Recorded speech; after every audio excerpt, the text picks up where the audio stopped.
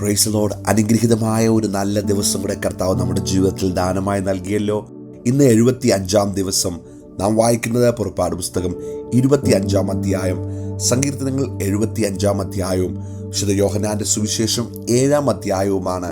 പുറപ്പാട് പുസ്തകം 25-ാം അധ്യായം.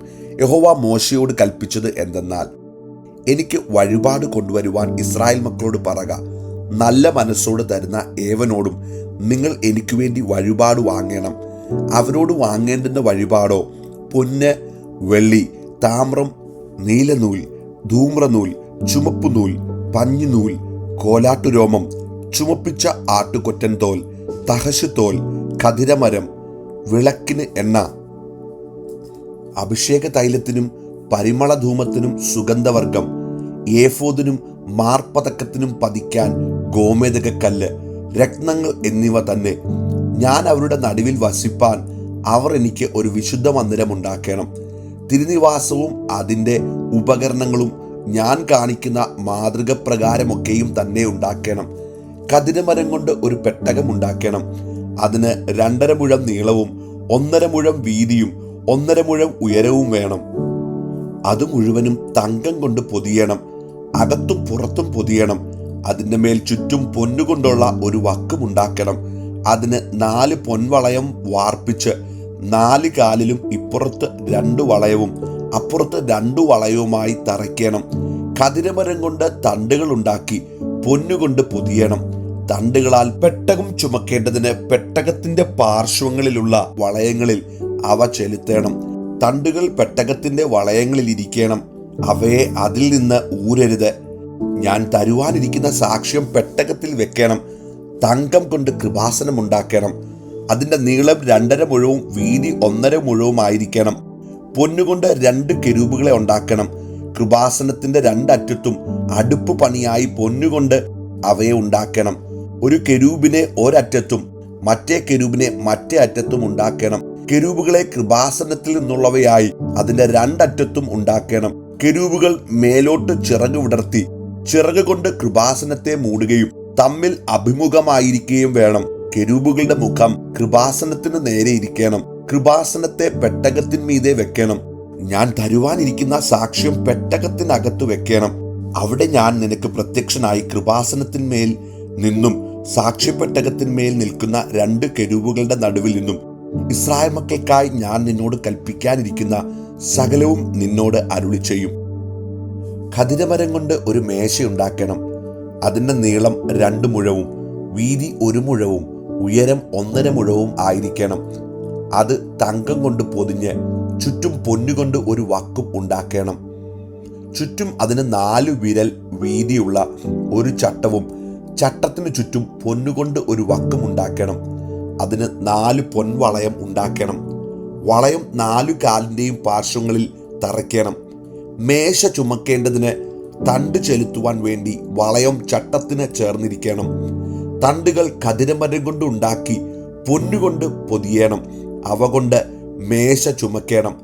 അതിൻ്റെ തളികളും കരണ്ടികളും പകരുന്നതിനുള്ള കുടങ്ങളും കിണ്ടികളും ഉണ്ടാക്കണം. തങ്കം കൊണ്ട് അവയെ ഉണ്ടാക്കണം. മേശമേൽ നിത്യം കാഴ്ചയപ്പം എൻ്റെ മുമ്പാകെ വെക്കണം. തങ്കം കൊണ്ട് ഒരു നിലവിളക്ക് ഉണ്ടാക്കണം. നിലവിളക്ക് അടുപ്പ് പണിയായിരിക്കണം. അതിൻ്റെ ചുവടും തണ്ടും പുഷ്പപുടങ്ങളും മുട്ടുകളും പൂക്കളും അതിൽ നിന്ന് തന്നെ ആയിരിക്കണം. നിലവിളക്കിൻ്റെ 3 ശാഖ ഒരു വശത്തു നിന്നും നിലവിളക്കിൻ്റെ 3 ശാഖ മറ്റേ വശത്തു നിന്നും ഇങ്ങനെ 6 ശാഖ അതിൻ്റെ പാർശ്വങ്ങളിൽ നിന്ന് പുറപ്പെടണം.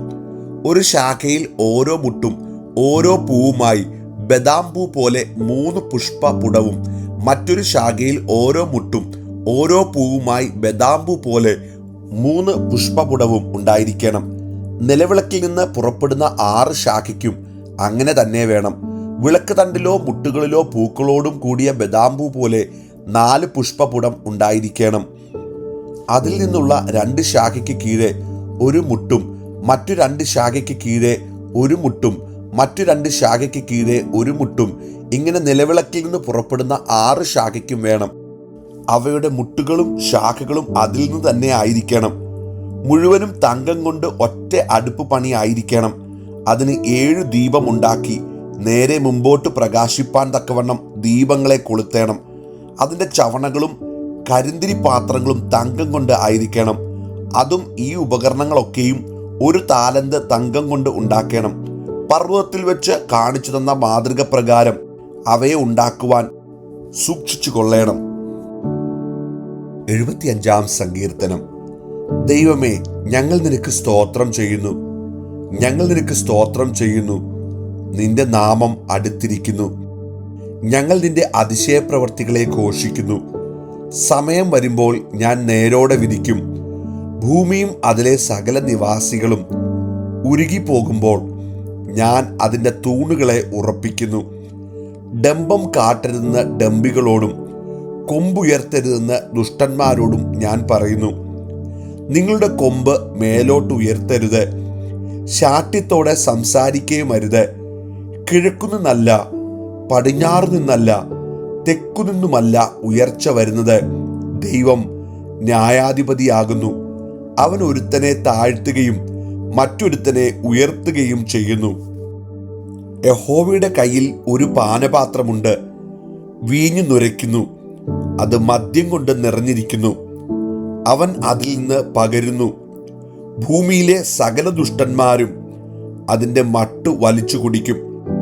ഞാനോ എന്നേക്കും പ്രസ്താവിക്കും, യാക്കോബിന്റെ ദൈവത്തിന് സ്തുതി പാടും. ദുഷ്ടന്മാരുടെ കൊമ്പുകളൊക്കെയും ഞാൻ മുറിച്ചു കളയും, നീതിമാന്മാരുടെ കൊമ്പോ ഉയർന്നിരിക്കും. യോഹന്നാന്റെ സുവിശേഷം 7-ാം അധ്യായം.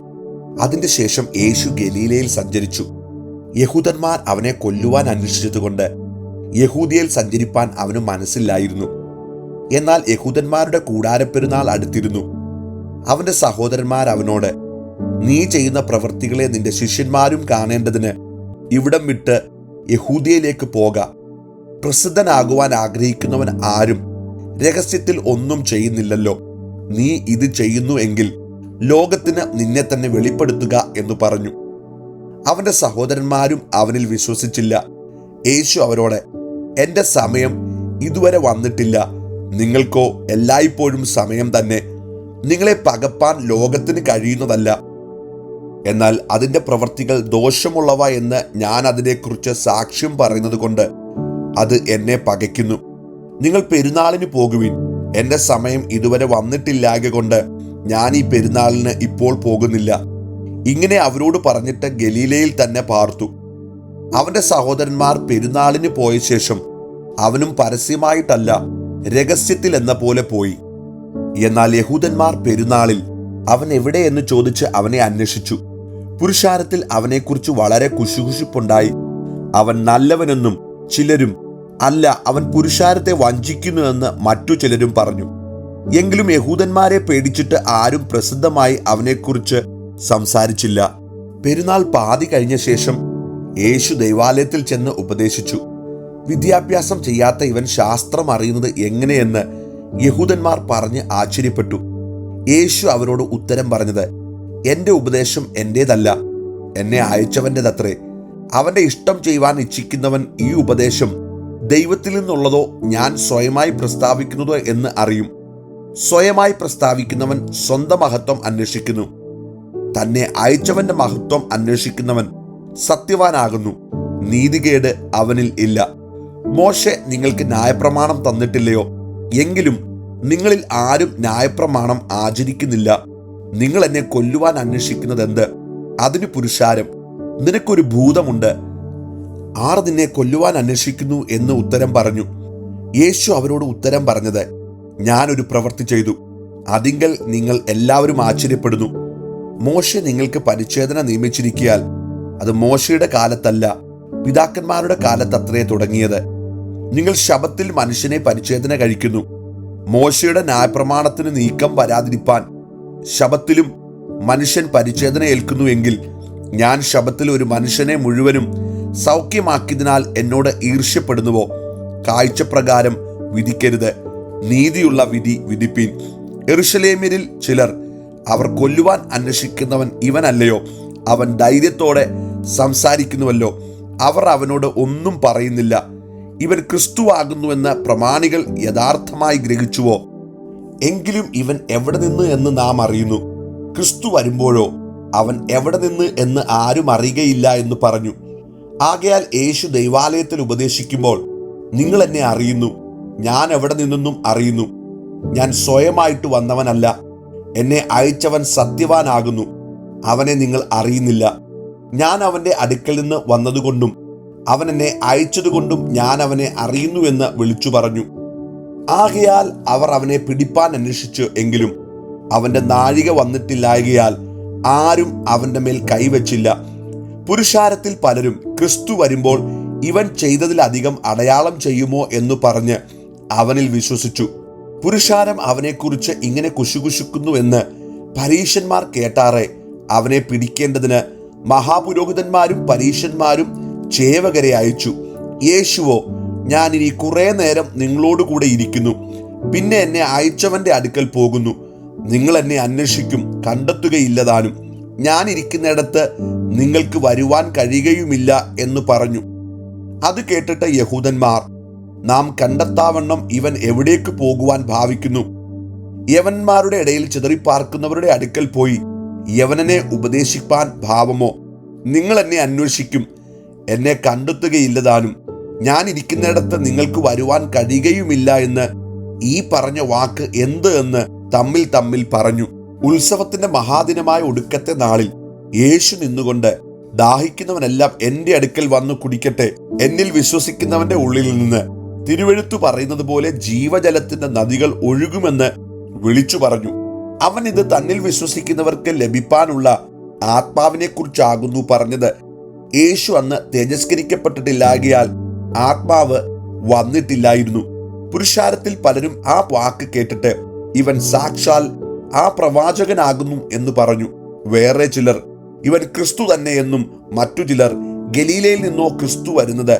ദാവീദിന്റെ സന്തതിയിൽ നിന്നും ദാവീദ് പാർത്ത ഗ്രാമമായ ബേത്ലഹേമിൽ നിന്നും ക്രിസ്തു വരുന്നുവെന്ന് തിരുവെഴുത്തു പറയുന്നില്ലയോ എന്നും പറഞ്ഞു.